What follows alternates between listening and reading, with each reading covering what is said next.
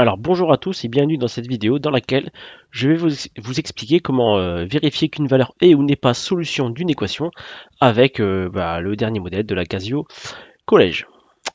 Alors, bon, ça c'est la leçon dans laquelle on vous réexplique un petit peu le vocabulaire, premier membre, second membre, ce que c'est que la solution d'une équation, ce que c'est que résoudre une équation. On va aller directement au niveau des deux exemples. Donc comment vérifier ceci à l'aide de votre calculatrice? Alors sur ce modèle-là, vous avez ici une touche variable qui donne accès justement à toutes les variables de la calculatrice. Et en fait, c'est dans ce menu qu'on va aller affecter une valeur à une variable. Alors, on va affecter 2 à x, c'est déjà le cas. Donc, on va faire comme s'il y en avait une autre. Voilà.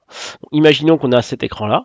Pour aller affecter 2 à la valeur x, si vous avez bien regardé comment j'ai fait, on va tout simplement descendre le curseur sur x, taper la valeur qu'on veut, puis ensuite appuyer sur OK. Voilà. Une fois qu'il est marqué x égale 2 ici, ça veut dire qu'elle est en mémoire, on peut la remettre à 0 sans aucun problème. Alors il y a deux façons de faire. La première façon de faire va consister à vérifier en fait un par un les deux calculs des deux membres. Donc on va commencer par vérifier 3x plus 5 en tapant directement le membre 3x plus 5. On va avoir le résultat en appuyant sur exécute parce qu'on a mis la valeur 2 en mémoire pour x. Donc là, j'ai la valeur du premier membre. Je m'empresse tout de suite d'aller calculer le second membre. Je vois que j'ai la même valeur, ça veut donc dire que 2 est une solution de mon équation. Si jamais je n'obtiens pas la même valeur comme dans l'exemple du dessous, eh bien ça veut dire que le nombre n'est pas solution de l'équation. D'ailleurs, si on veut changer la valeur, hein, je réexplique, on va dans ce menu ici, voilà, et on met la valeur 7, on appuie sur OK et on renouvelle la procédure. Alors l'autre méthode consiste à utiliser un mode qui s'appelle le mode de vérification.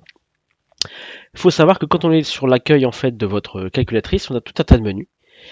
Et que dans chaque menu, en fait, il y a des fonctions complémentaires. Donc quand je suis dans mon menu, enfin dire principal ou premier menu, grâce à la touche outils, on peut faire apparaître des options complémentaires.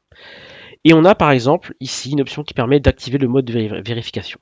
Donc j'appuie dessus et vous pouvez voir qu'il y a une petite case cochée. Ça veut dire que le mode de vérification est actif. Et donc le signe égal bleu ici va pouvoir être utilisé, ce qui n'était pas le cas avant. Donc en mémoire, je vous rappelle que là, dans ce cas-là, on a mis x égale 7. Donc pour le mode vérif, on va taper directement toute l'équation avec premier membre, signe égal et second membre. Donc 3x plus 5. Pour le signe égal, il faut appuyer sur la touche seconde d'abord. 6x moins 1. J'appuie sur exécute et on voit que c'est faux, c'est-à-dire que la valeur qui est en mémoire, x égale 7, n'est pas solution de l'équation. Ce qui est bien, c'est qu'on n'est pas obligé de tout enlever si on veut tester pour une autre valeur. Si je veux affecter donc la valeur 2 à x, je vais retourner dans le menu. Je vais mettre x égale 2. Et je vais revenir en arrière. J'ai toujours en fait ici mon équation qui est affichée et je peux relancer le calcul donc avec la valeur du x qui est en mémoire et qui est 2 en appuyant sur exécute. Et voilà, cette fois-ci, c'est vrai. Pour enlever le mode vérif, on retourne dans outils et on va valider vérification off, donc on l'éteint. Et vous voyez que le petit symbole a disparu. Voilà, j'espère que cette vidéo vous aide à mieux comprendre comment vérifier si un nombre est solution ou n'est pas solution d'une équation grâce à votre calculatrice. Petite blague pour ceux qui ont eu la patience d'écouter la vidéo jusqu'au bout. Quelle est la danse préférée des chats? Eh bien, c'est le cha-cha-cha. Allez, à bientôt dans une prochaine vidéo.